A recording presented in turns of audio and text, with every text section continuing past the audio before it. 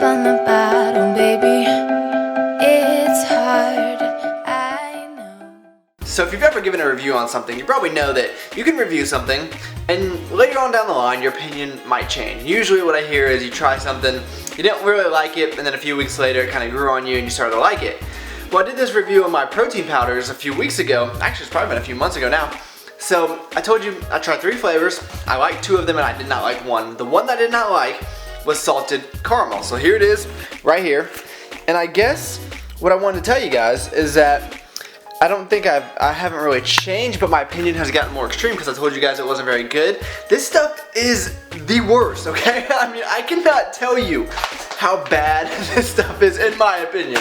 I just do not like it. I've tried it and it's just, it's failing me. I've gotten to the point where I had to give it a break. It was so bad. I'm gonna try to get through it. I mean, as you can see, I guess in its defense, it can't be that bad because look how much of it I have already used. But I'm gonna get through it, but I had to just cycle off of it. I'm not telling you what to do, but if you have to buy some Myprotein powder, go with the chocolate nut, which is very good, or the chocolate mint. And like I said, it's your decision. It's kind of like oh man, the Adam Sandler. What movie is that? I think it's Big Daddy. When he's like, well, just think about it. You guys probably have no idea what I'm talking about. You're not proposing, are you? Well, think about it, you know?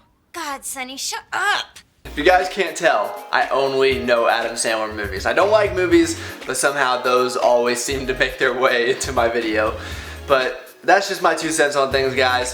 If you really want to try salted caramel, just think about it, but I would recommend the other 2. Alright, enjoy the workout footage.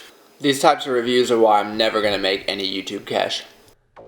So let's talk about accessories, and in the rare event there's any females watching this video, your ears probably just perked up because I know how you guys like to accessorize with your Gucci earmuffs and your Coach lipstick or whatever you guys are doing, but this is going to be a little bit different. We're going to be talking about accessory movements.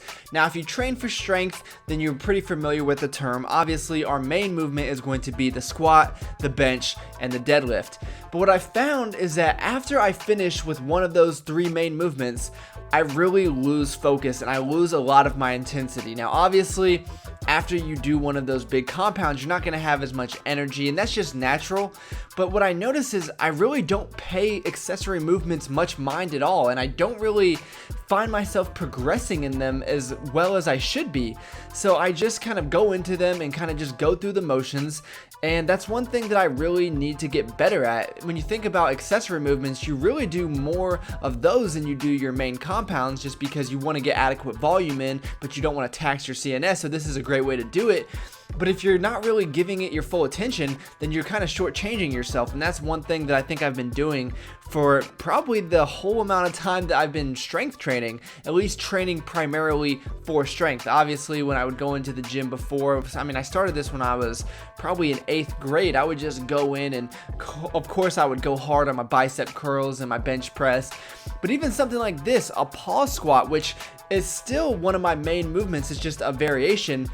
I never really tried to push myself, and on this day I kind of hit that mental cue where I told myself, you know, I was gonna go in with a different attitude, and I ended up hitting 310 pounds for triples on pause squats, which is, you know, I don't want to say it's a PR because I don't know that I've ever actually really tried as hard as I can. So moving forward, that's something that I'm gonna be trying to improve on. I'm just gonna be trying, I guess you could call it, keeping my head in the game as my workouts go on. Obviously it does get a little harder, but it's, you know, there's just so many different things that you can tweak here and there to try to progress as quickly as you can.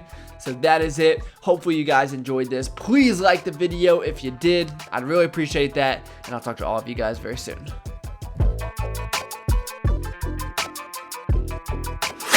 What's up, guys? So I'm an accountant. You probably know that if you watch the channel.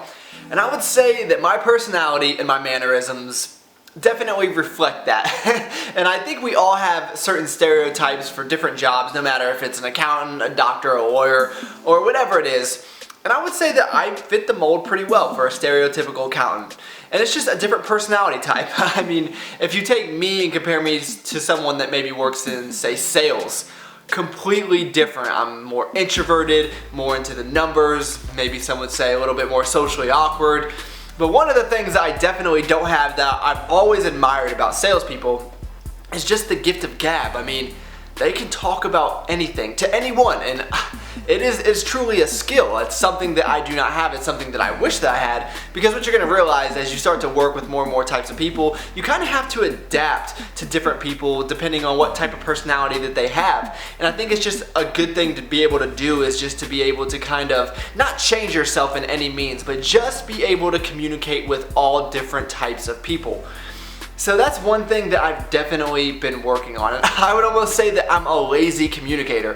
And it's just because I go back to my natural instincts, and sometimes I just don't have anything to say. And if you try to talk to a salesperson about this, or someone that works in sales, they don't even relate to that, because there's always something on their mind that they want to get out. But if you're more introverted like myself, you understand that sometimes you don't have anything to say, and you really enjoy silence because you're probably more of a thinker and it just gives you time to think. But it takes effort. I mean, sometimes I will be just exhausted mentally, and I'll just be like, I do not want to talk to anyone right now. And it takes energy to just get outside of that comfort zone and start creating conversations that just don't come naturally to me. So I was in the car, what was this, about a few weeks ago with some business people, and I was sitting in the back seat, and there was obviously a driver and a passenger. And so I was like, this is like the perfect cop-out. I can just sit here to myself and think, and I don't have to do anything. But then I was like, you know, I really need to challenge myself to start creating conversation, and meaningful conversations, not just stupid stuff or, oh, it's nice and sunny outside. You know how that is, just filler talk, just conversation that actually means something.